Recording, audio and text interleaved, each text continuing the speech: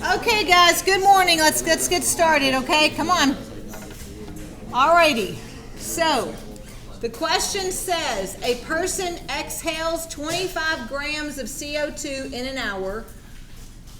What volume does this occupy at 1 atmosphere and 37 degrees Celsius?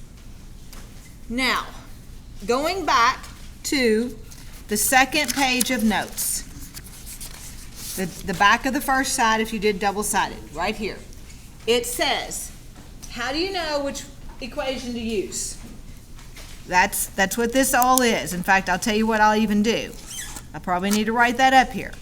How do you know which equation to use? And then I say, if a problem says nothing about moles or mass, then you will likely use the combined gas law. P1V1 over T1 equals P2V2 over T2. If a problem does not give an equation, but it does mention moles or mass, then use the ideal gas equation, PV equals nRT. If a problem gives a balanced equation, then it is a stoichiometry problem. If it is at STP, then 1 mole equals 22.4 liters at STP. So, now, go to this problem. It says, a person exhales 25 grams of CO2 in an hour. What volume does this occupy at 1 atmosphere and 37 degrees Kelvin? So it gives us pressure, it gives us temperature, we're looking for volume, and it gives us a mass. What is the equation that I need to use? PV equals nRT. That's exactly right, because it says something about mass. So PV equals nRT. PV equals nRT.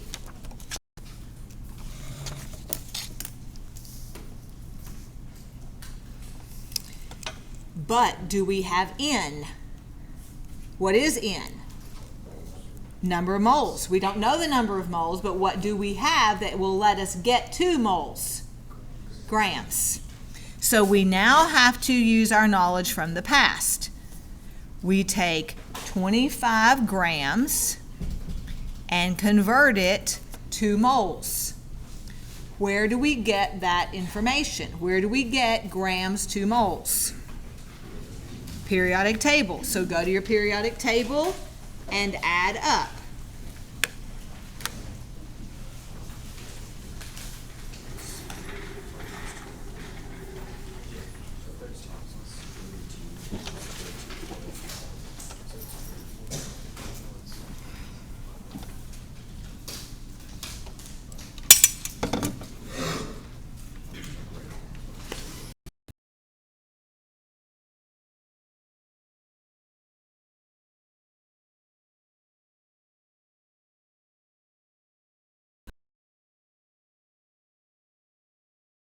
Oh, you're listening today?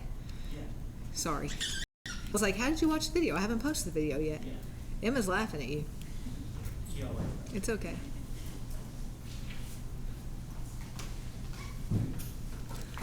All right, what did you get for the molar mass? Is it 46.01? Did I do that math right in my head? 44.01? All right. 44.01 grams for 1 mole. This came from periodic table. Everybody with me on what we're doing here? That's where that came from, yes or no? Okay. All right, so 25 divided by 44.01, and here's the problem. You cannot round this. 0.568052715 moles. Because you can't round this problem until the very end, because everything you're doing is multiplication and division, and so you have to wait to the very, very end. So then we've got PV equals nRT, so plug and chug. What's P? 1 atmosphere. Put the units. What's V? I don't know. What is N, this big long number. And here, if you wanted to leave it just shortened, you could, but make sure you leave it on your calculator or save it on your calculator.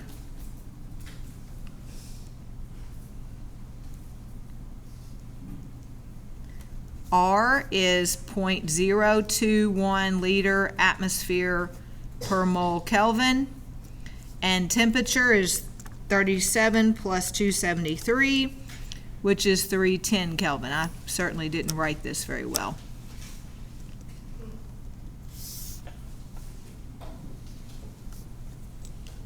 Yes or no? You with me?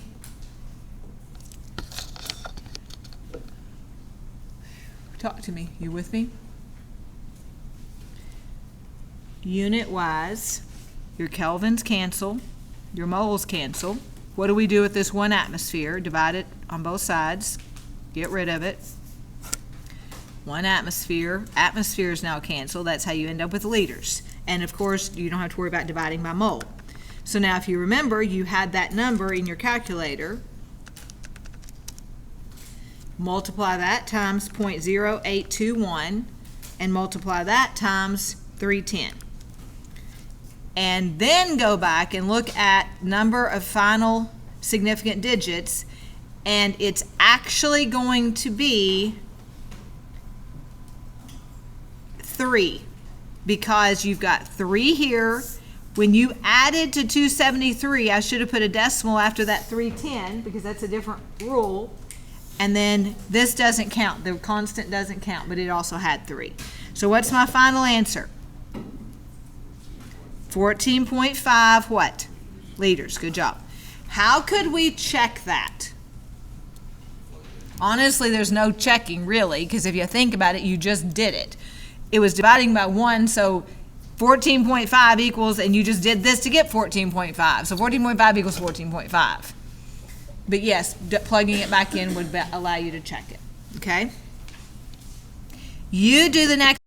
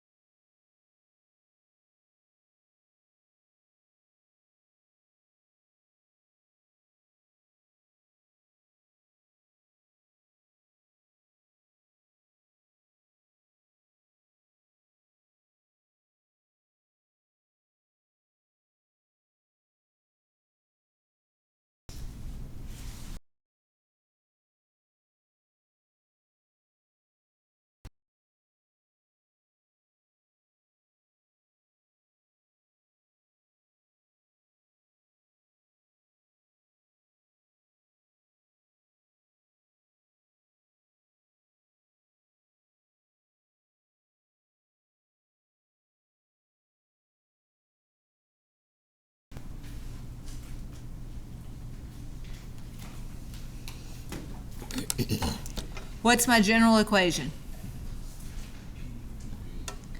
PV equals nRT. PV equals nRT. All right, and what did you get when you got the temperature? 298 Kelvin, very good. What is the pressure? I don't know. What is the volume? 10 liters. What is N? 0.45 moles. R is 0.0821 liter atmosphere per mole Kelvin times what? 298 Kelvin. Yes or no? Okay, so Kelvin cancels. Moles cancel.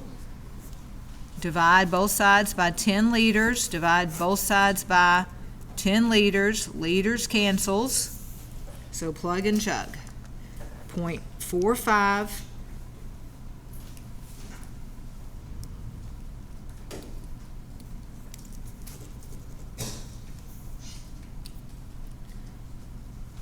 times 0.0821 times 298 divided by 10 equals. How many significant digits do you need in your final answer? 2. So what's my final answer? 1.1 what? ATM. Yes or no, guys?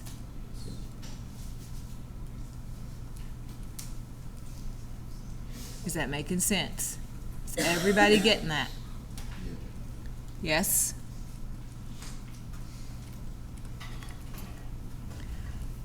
All right.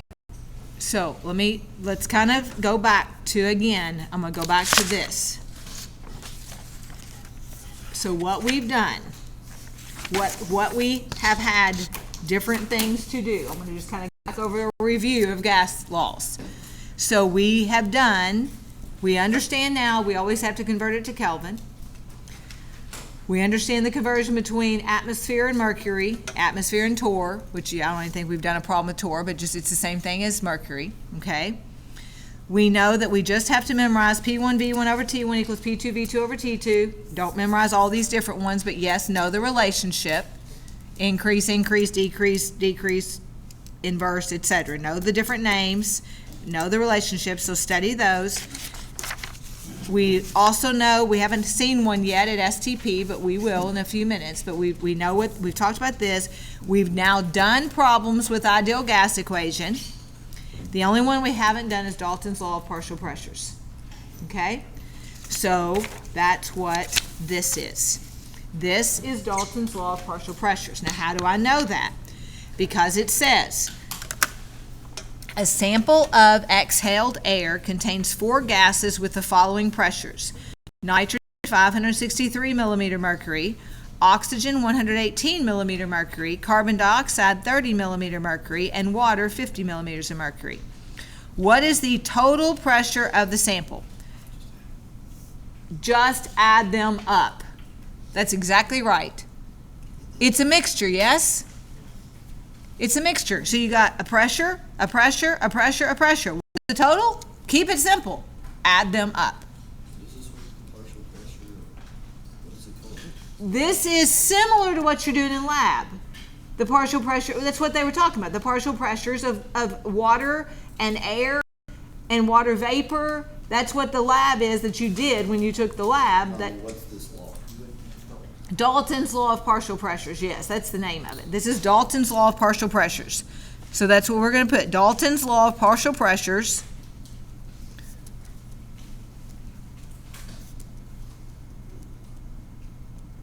And so simply, and I'm just going to make a note. I'm not going to do the math down here. I'm just going to say add them up. But tell yourself that's what you did to get the answer, okay? Write a note. Add them up.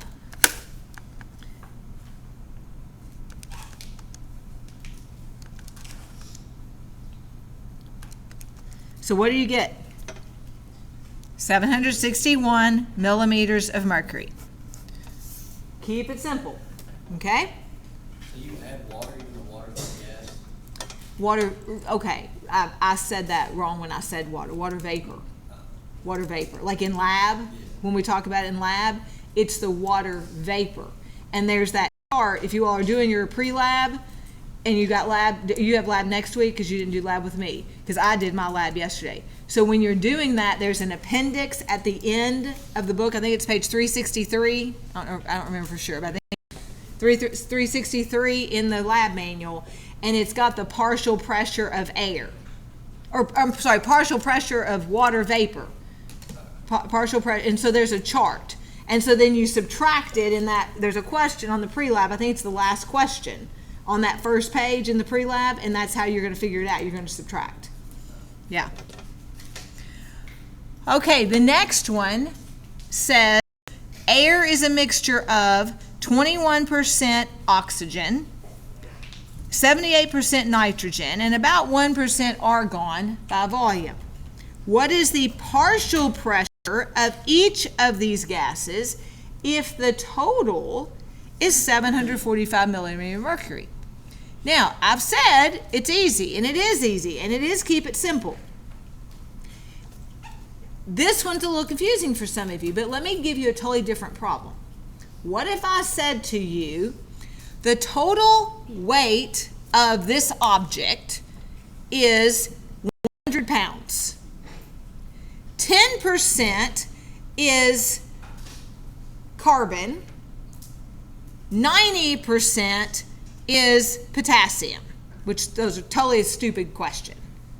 But how many pounds is carbon? 10. How many pounds is potassium? 90, right? Does that make sense? So what did you do in your head? 0.1 times 100, 0.9 times 100. You with me? So that 100 was the total. What's our total? 745 millimeters of mercury.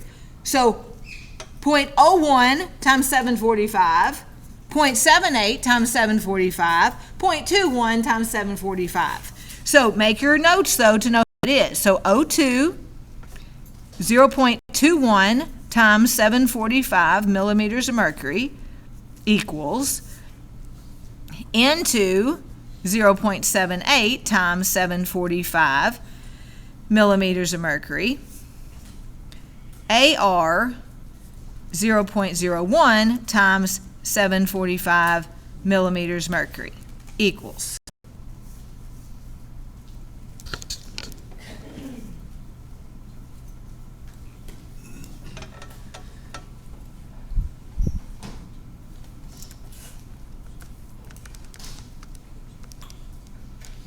Now, significant figure-wise, the significant figures are terrible here. How about I tell you use 3 significant figures? I didn't write this as a good problem, to be honest with you, because I've got a 1 significant figure, and that's terrible. So put on here, use 3 significant figures. So the first one, what do you get? 156 millimeters mercury.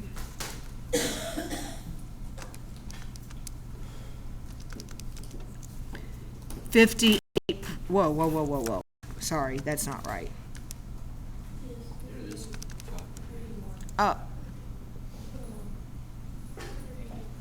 Oh, I'm not reading my own calculator correctly. Sorry. 581 millimeters mercury, and then 7.45 millimeters mercury. Is that what we get? How would you know if you're right? Add them up, and it should be close to 745. It will not be exact because we rounded so much, okay? Does that gotcha? So you've seen 2 different ways, right?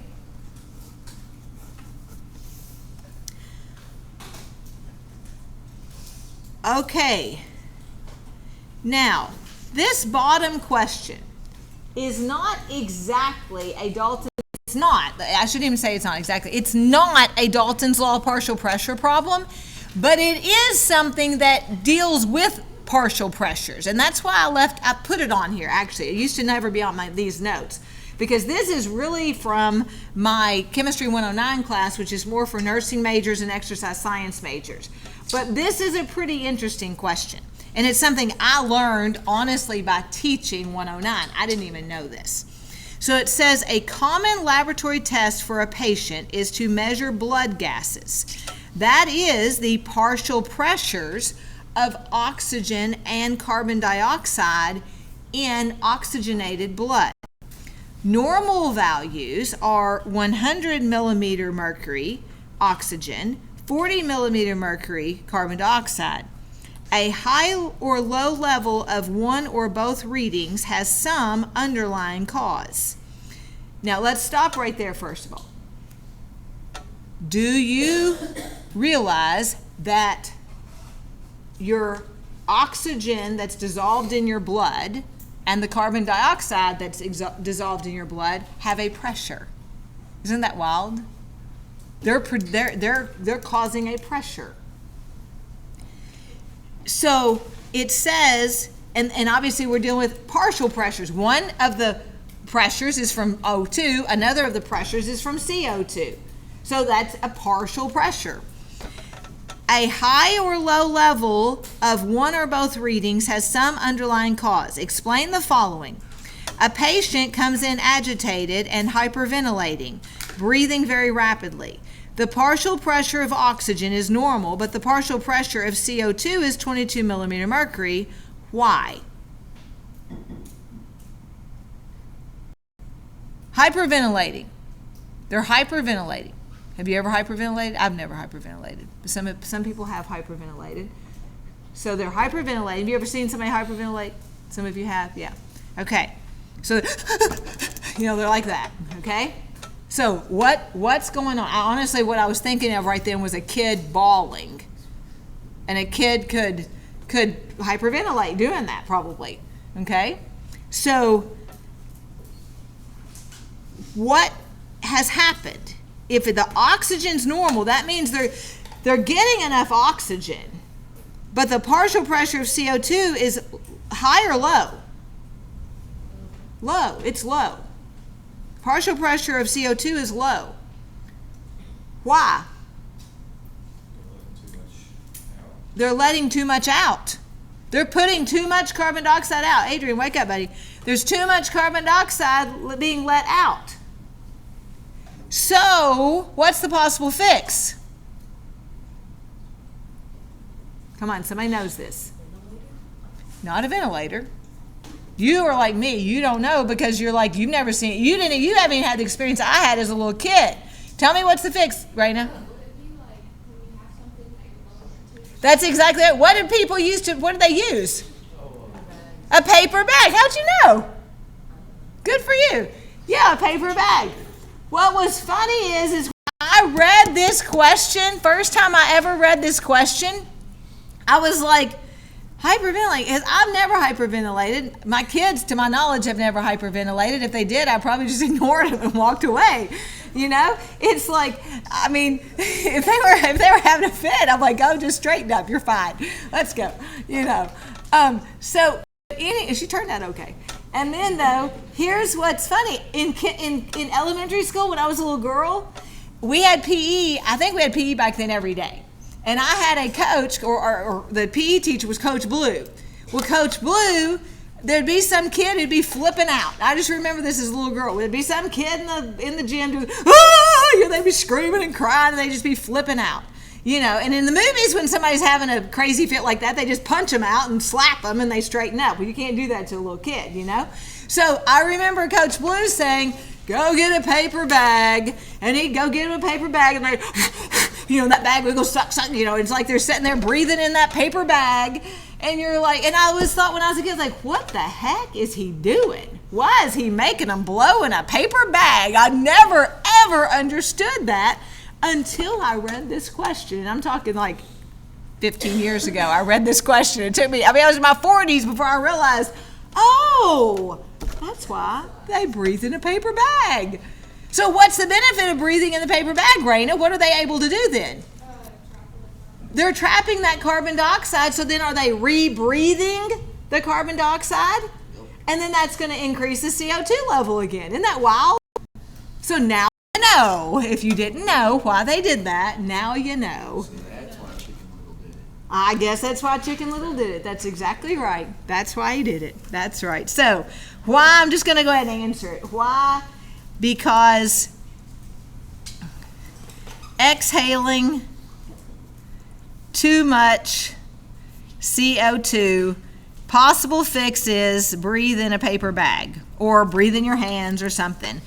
And I'll just put, what I'm talking about here. Breathe in paper bag so can inhale CO2.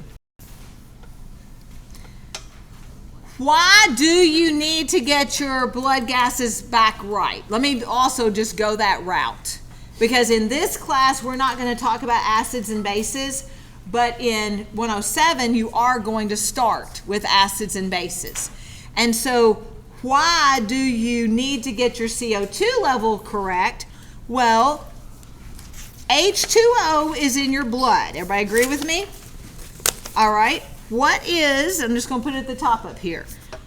What is H2O plus CO2 going to produce? Literally add those together and start with H.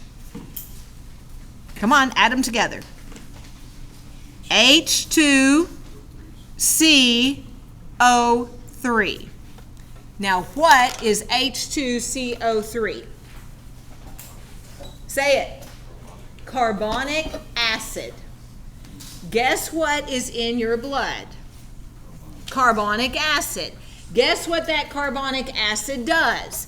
That carbonic acid allows your blood to stay at a pH of 7.4 because it is a buffer.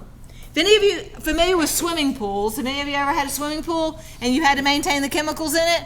Or you worked maybe at a water park or pool or something? By the way, I taught swim lessons at the water park. I forgot I was wearing my sunshine shirt. Honestly, I guess I forgot I was even coming here when I put my sunshine shirt on this morning. But anyway, that's okay. So, in a swimming pool, does anybody know what you put in the swimming pool to help buffer the water? Not chlorine. Baking soda. You put in baking soda, which is sodium bicarbonate. That's what, if you don't have the and that's what, when you measure, if you're testing the chemicals, it's called the alkalinity. That's what they call it.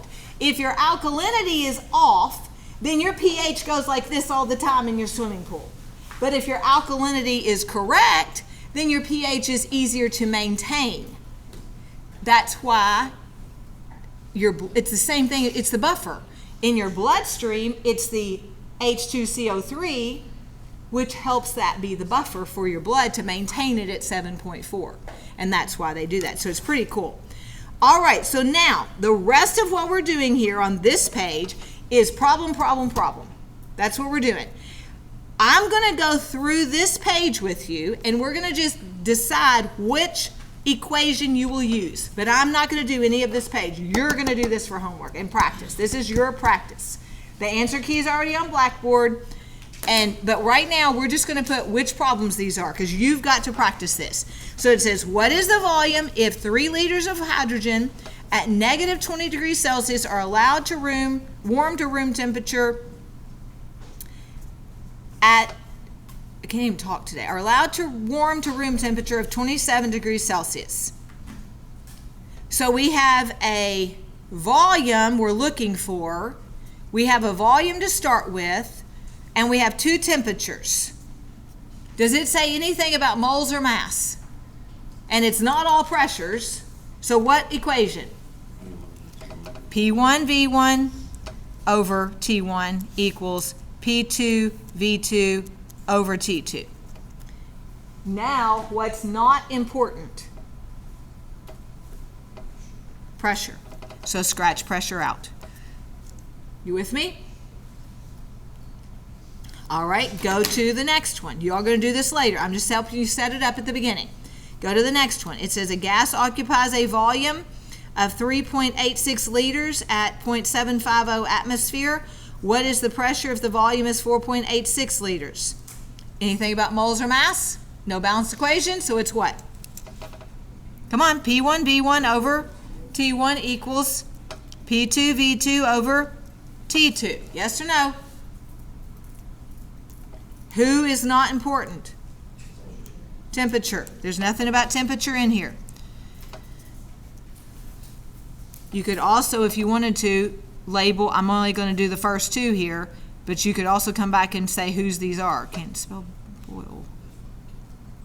So Boyle's law, Charles' law. Okay? All right, keep going. I'm going to be quiet and let you do the rest of these, and then I'll come back and check you on them. Just do which equation. That's all I want you to do is which equation, okay?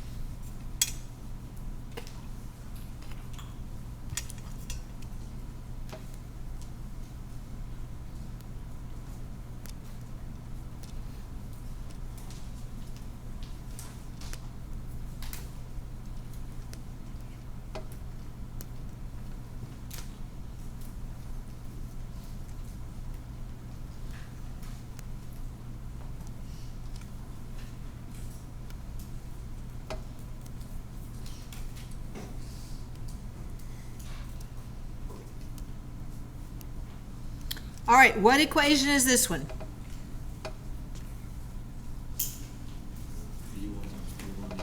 Well, just do the whole thing. Is this combined gas law? Yes. P1V1 over T1 equals P2V2 over T2. What's not important? Is temperature talked about anywhere in there? No. Scratch temperature out. Now you know. All right, next one. Say ideal gas equation combined or Dalton's? Combined. So P1V1 over T1 equals P2V2 over T2. What's important or not important? Is everything important? Yeah, everything is important on this one. Why? Do we have a volume? Do we have a temperature? Do we have a pressure? We have a volume, temperature, and pressure. So it's a true combined gas law. Next one. What equation? P1V1 over T1 equals P2V2 over T2.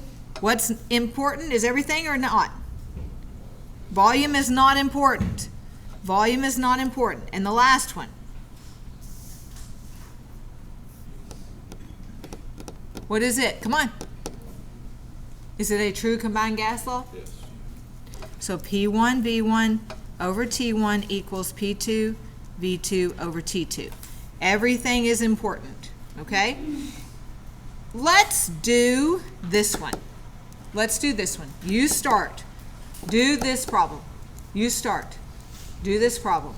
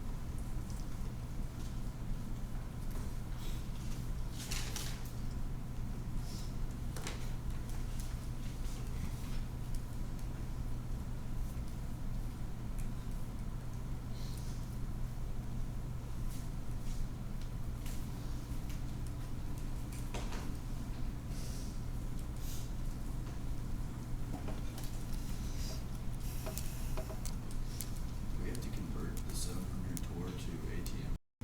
No, no. You can leave it as torr. The only time you have to convert to ATM and to liters is PV equals nRT. Good question. So you can leave it as torr.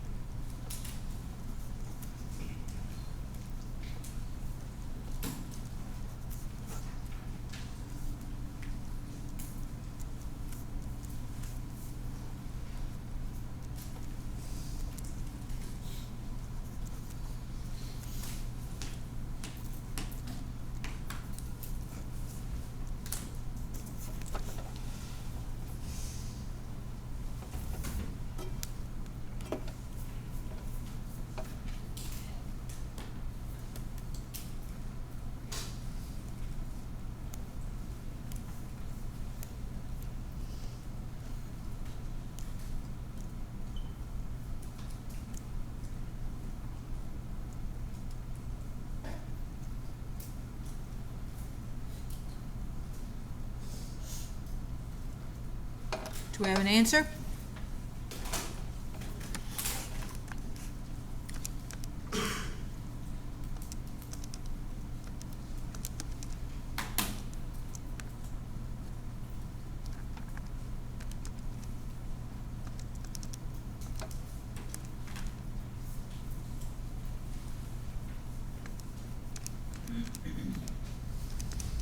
What do you get for your answer? 485. Good job. Good job. Now, for those of you that don't know how to get the math, don't know how to get the answer, what did I suggest you do when you have the variable that you're solving for on the bottom? What'd I tell you? Flip it. Do you flip one side only? No, you flip both sides. You flip both sides. So 298K over 700 torr equals T2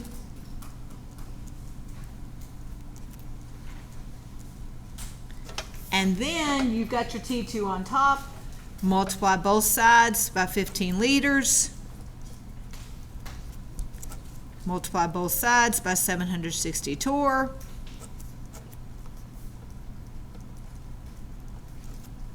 And plug it all in, and you just got it 485 Kelvin. Yes or no? Is that making sense or not, guys? Did we get the right answer? Everybody get the right answer or not? I want you to be able to get these, folks. Does that make sense? We getting it? Any questions on this page? I know you haven't done them, but you can do these, right? If you can do this one, you can do anything else on this page. The rest of them are easier. All right? Okay, flip it.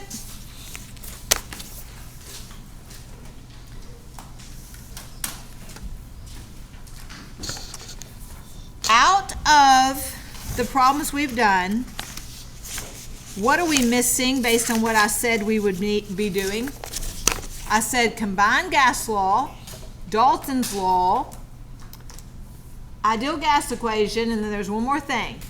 Or actually with two more things. What are they? That's it. Stoichiometry. Have we done anything with stoichiometry yet? No. Also, have we done anything at STP yet? No. Okay. So let's be aware of that. Okay? Be thinking about that. What pressure will be exerted by 0.4 moles gas in 5 liters container at 17 degrees Celsius? What is this? Okay, do I need to do this one for you? Can you do this one on your own? Yes, skip it. Go to the next one. What is it? Come on, what's the next one? Whose law? Dalton's? Do you see that? How do you know? What's it asking for? Total pressure. So what is this one? Dalton's. Can we do that? What are you going to do with it? You can do it right now. Add them up. Add them. Add them.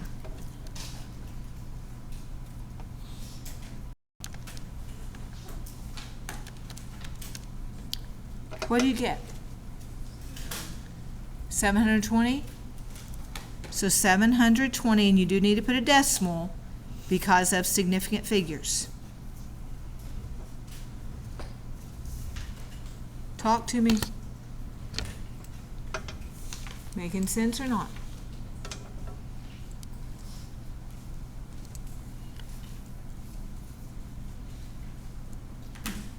Now the next one. How many moles? Josh, you are chattering like Chatty Cathy over here. I understand. Talk to me about the problem. Come on. All right. How many moles are in 3.95 liters of fluorine at STP? What's the thing here? What's your you think it's PV nRT? It could be. It could be PV equals nRT, and good for you for thinking that. It could be PV equals nRT. Because what is STP? Standard temperature and pressures. Does that give you a temperature of, what's standard temperature? 273 Kelvin and 1 atmosphere. That's what that means. Do you have a volume? Yes. Do you want to know moles? Yes. So you could do PV equals nRT. So let's do that. You can do it as PV equals nRT. You don't have to if you know the other way to do it. But let's do it as PV equals nRT. So what's P? There's another way to do it. If you saw the other way to do it, it's okay. I'm going to do both ways, and then we're all going to see both ways to do it, okay? So what's pressure? One what? 1 atmosphere. What's the volume? 3.95 liters. N is, we don't know. R is 0.0821 liter atmosphere per mole Kelvin. And temperature is what? 273 Kelvin. So Kelvin cancels, moles can't, or no. Mole did not cancel. Leave mole. Now, what do we do with these two things to get out of them on the right side? Get rid of them on the right side. What do we do with them? Divide. So we divide by 273, and we divide by 0.0821 liter atmosphere per mole. Our liter atmospheres cancel, and then that's that multiply, which I'm not going to do the math there if you don't understand it. You're going to end up with moles as your answer. Now, let me remind you, when these are both on the bottom, what do? No. Do dimensional analysis. 1 times 3.95, so it's 3.95 divided by 273 divided by 0.0821. Don't waste time multiplying them together, taking that and divided by that number. Just do divide. Anytime a number is on bottom, you divide. Anytime a number is on bottom, you divide. So then it's 3.95 divided by 273 divided by 0.0821 equals. And what do you get on your calculator? 0.176. So 0.176 moles. Yes or no? Everybody get that? Okay. Everybody, make sure everybody has this written down. Yes or no? Now, my question is, why in the world did I put on there, keep it simple, and I didn't give you much space? There's an easier way to do it. What's the easier way to do it if you remember it? 22.4 liters is equal to 1 mole, keep going, at STP. But I'm so glad you didn't remember that, because this proves to everybody, if you don't remember it, can you do it a different way? Yes. So now, oh, that's easy. 3.95 liters, 22.4 liters is equal to 1 mole because it is at STP.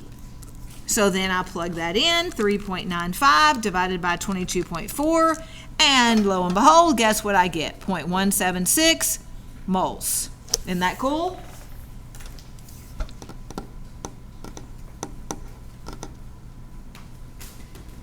Put both ways. Put both ways so that you know. Yes or no?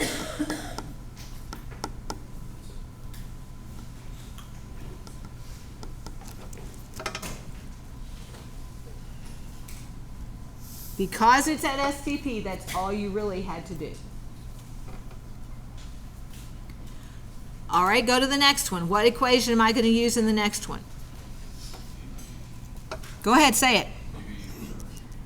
Good. I'm going to let you all do that on your own. Now, there is one issue here. Tell me what the one issue is before you really start the problem. What are you going to have to do? Convert to Kelvin. That's always true. There's another issue. Atmosphere.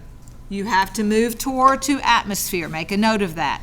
Don't forget to do that or you're going to be mad at yourself.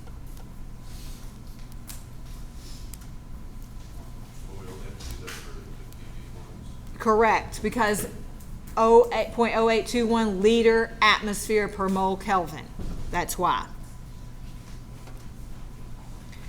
All right, what is the next equation? Come on. PV equals nRT. Very good. Good? Okay. All right, so you're going to do that one on your own too. Now, what are we finally using? Stoichiometry. Finally using stoichiometry. Do any of you ever know the Three Stooges? You ever heard of the Three Stooges? If any of you have ever seen an old Three Stooges episode, do you remember how they talk? And they would say, "Why, certainly," or something like that. I can't say. I'm not good at talking. Can you do it, McKinley? Okay. All right. So every time I say the word stoichiometry, I can hear the Three Stooges saying that. Stoichiometry. I mean, I just hear them saying that. I don't know why. I wanted to share that with you all, but I did. So now when you watch Three Stooges, you go, stoichiometry, why certainly, or something. I can't do it. I wish I could do it. I can't do voices. All right, anyway. Okay. So how many liters of O2 at STP? Oh, we have an STP and a stoichiometry problem. How many liters of O2 at STP are needed to react with 1.50 moles of hydrogen? Why is it a stoichiometry? Because we have a balanced equation, and look what you have to begin with. Who do you have to begin with? Of who? Hydrogen. Who are you looking for? Liters of who? Oxygen. Pay attention to the fact that you're going from one substance to another. Come on, guys, be with me. Focus. What you're given? 1.50 moles of who? H2.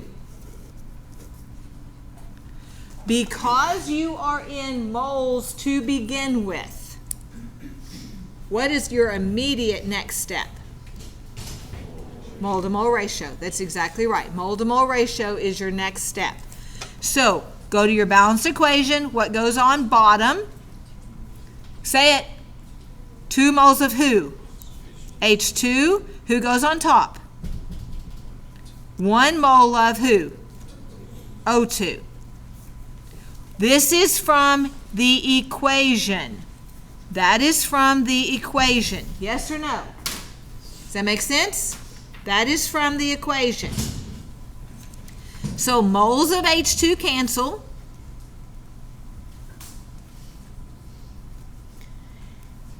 Now you are in moles of O2. You know it is at STP. You want liters. So what's the easy thing to do?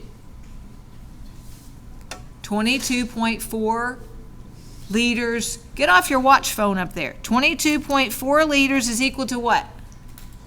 1 mole. And that is O2. Mole O2 cancel out. Run your numbers.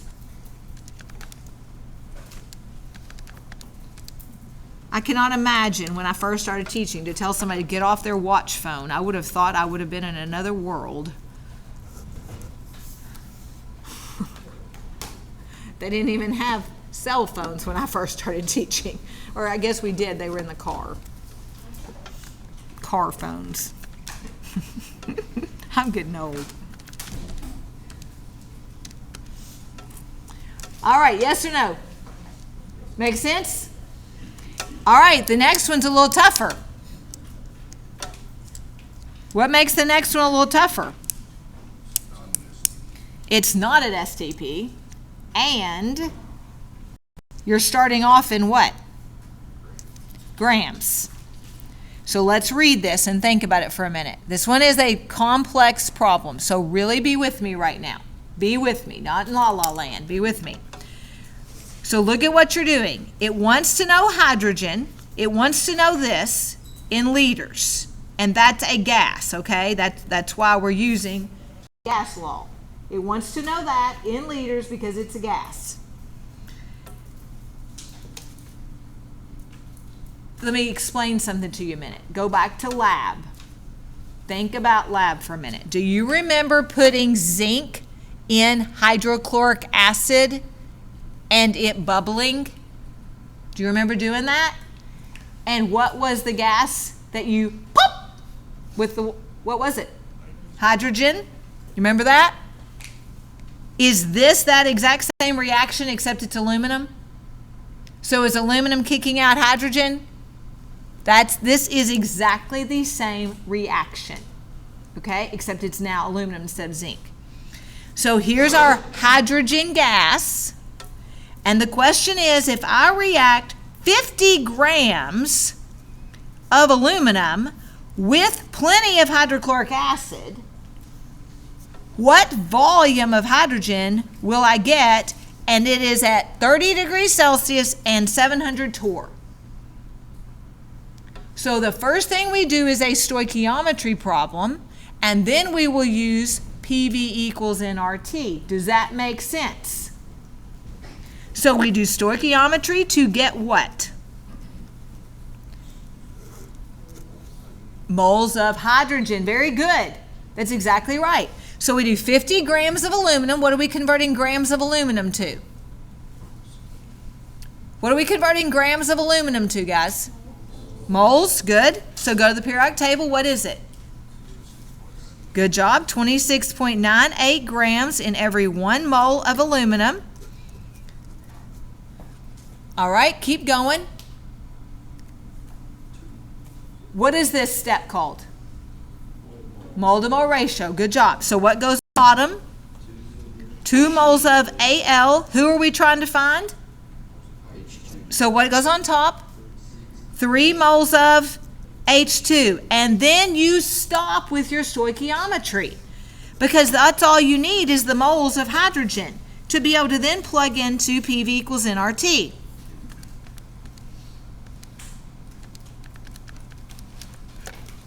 And you can't round again, which stinks. What do you get?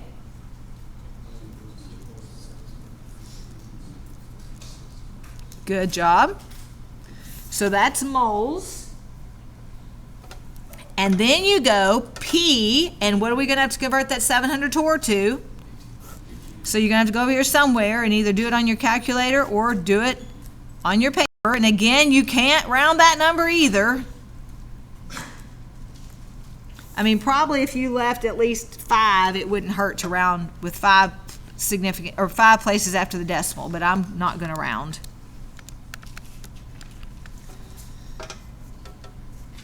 So that gives you a 0.921052632. Get that? So then plug it all in. I'll be quiet and plug it in with you. Don't forget to convert to Kelvin.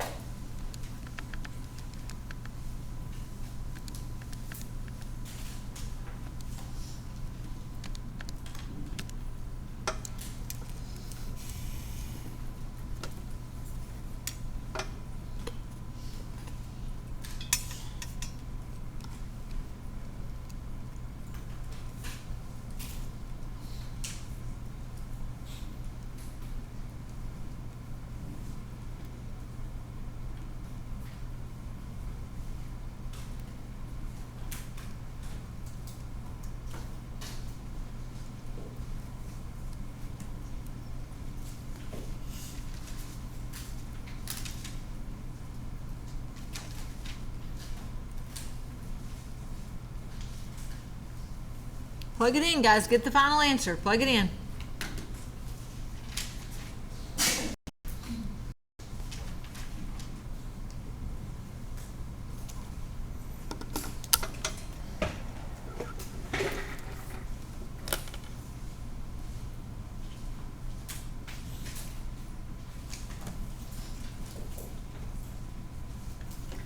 Have we got a final answer?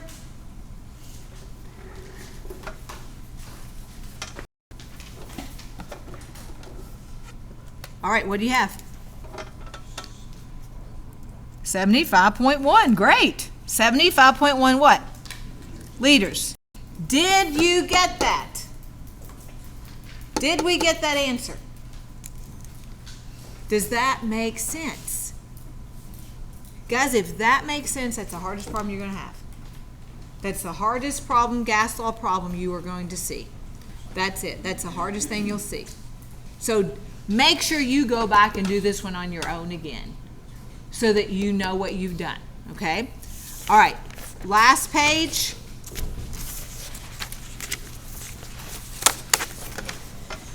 It gives you one balanced equation and two problems. I'm going to do one of these with you.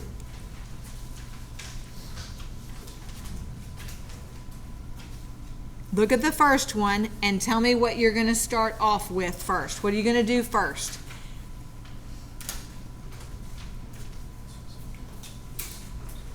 What are you going to do first? I'm going to try and get into grams. What do you mean? You don't have to, you're going to try at the end to be in grams of aluminum, but what are you going to start with in this problem? What's going to be your given? 1.25 liters of hydrogen. So where are you going to go right after that? Good job. 22.4. Good. So what I would do is make a note of, I'm not going to do this one with you. I have a doctor's appointment at 11, so I'm trying to move us a little faster, okay? If you're wondering why I'm kind of like hurrying up a little bit. So start here.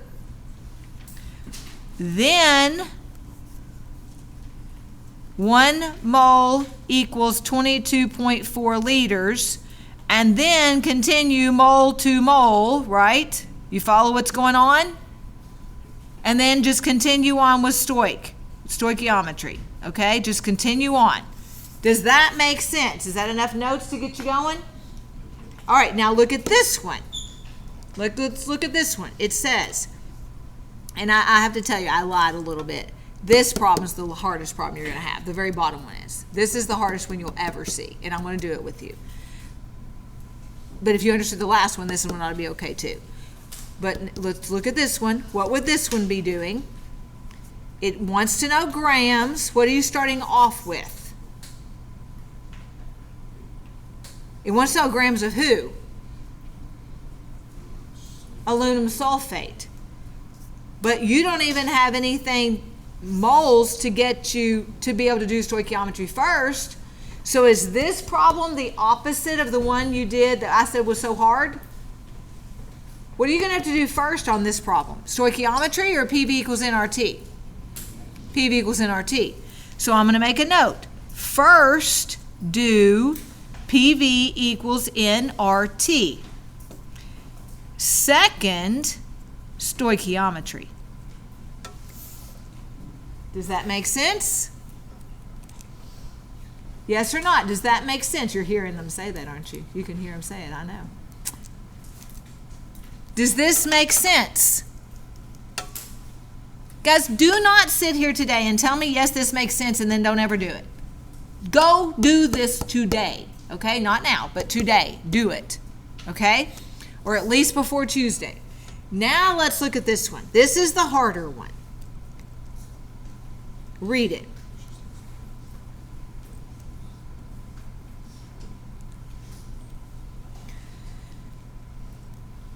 What kind of stoichiometry problem is this? Limiting reactant. This is it's not hard, you just have to be able to decipher it. This is a limiting reactant problem. So you are starting off with 25.6 grams of aluminum. It's reacting with 0.958 moles of sulfuric acid. And then you're wanting to know how many milliliters of hydrogen gas will be emitted at 0.996 atmosphere and 23 degrees Celsius. So it is a limiting reactant stoichiometry problem. Do you have two givens? Yes.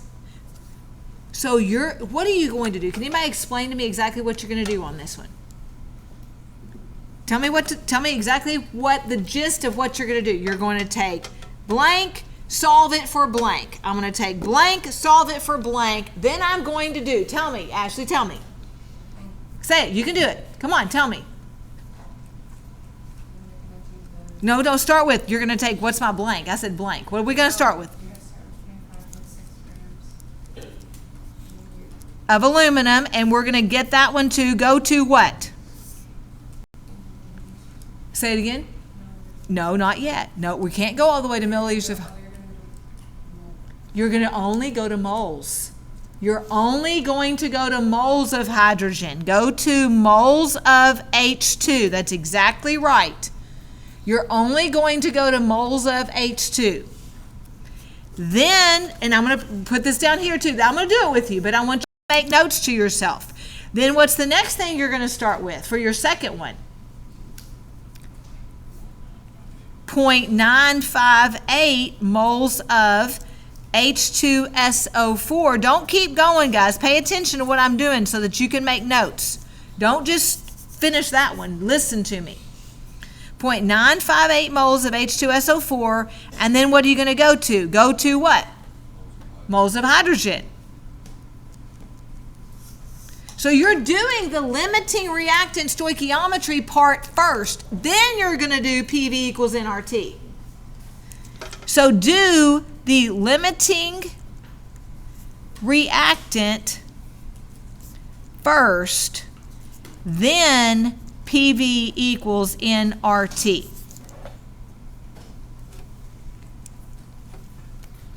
I'll give you H2SO4.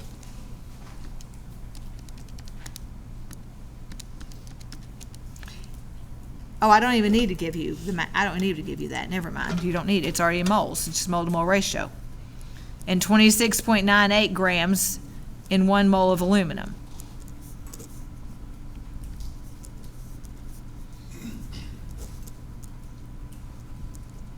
Who are you trying to solve for both times? H2.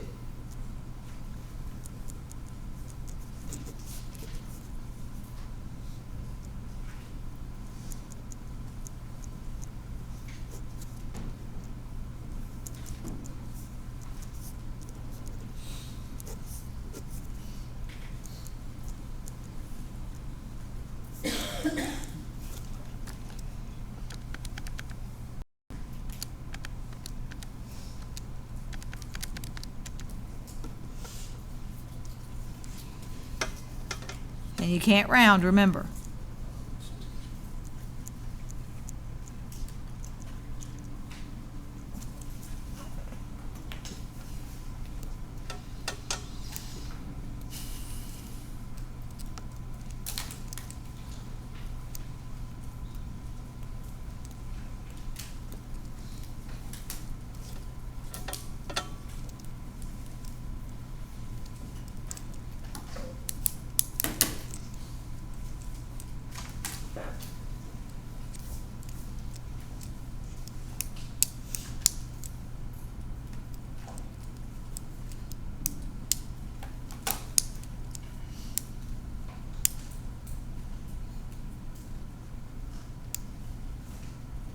Did you get these two answers? Yes or no? Everybody with me? Okay. What is the answer to the limiting reactant stoichiometry problem? When these two react together, when we mix these two together, how much hydrogen gas is going to actually be emitted? 0.958 moles of hydrogen. So this is the limiting reactant answer. So what do we use to get milliliters of hydrogen gas? What do we start with for our PV equals nRT? 0.958 moles. So then use PV equals nRT to get liters of H2 and convert to milliliters?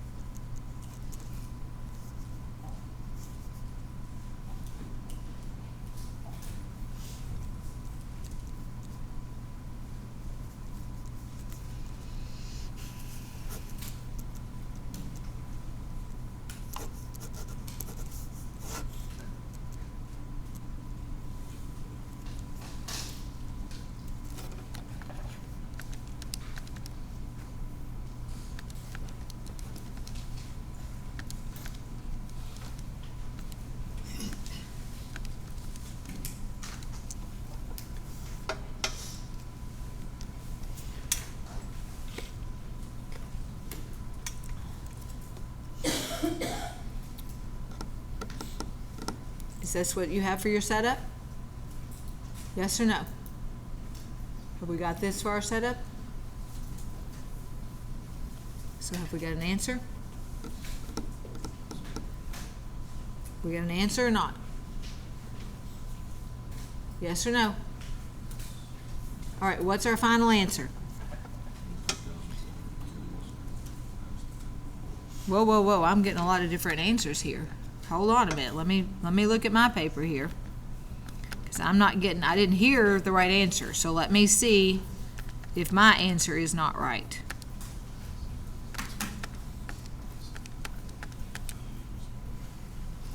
What do you get? What do we get for the answer? Of that, you get 23.4 liters. We get 23.37 right. That's why I want just this. Thank you. I want just this answer right here. So 23.37443052 liters. Yes or no? Is that what you got here? Then 1 liter is 10 to the third milliliters. So times 1,000. Now our absolute 100% final answer should have how many significant digits? 3. So my absolute final answer is 2.34 times 10 to the what? 4th. Keep going. Milliliters. Yes or no? Or I guess you could put 23,400. Yes or no? Whew, right? But you're getting it? All right. Do these other ones on your own, all right? And I will see you on Tuesday.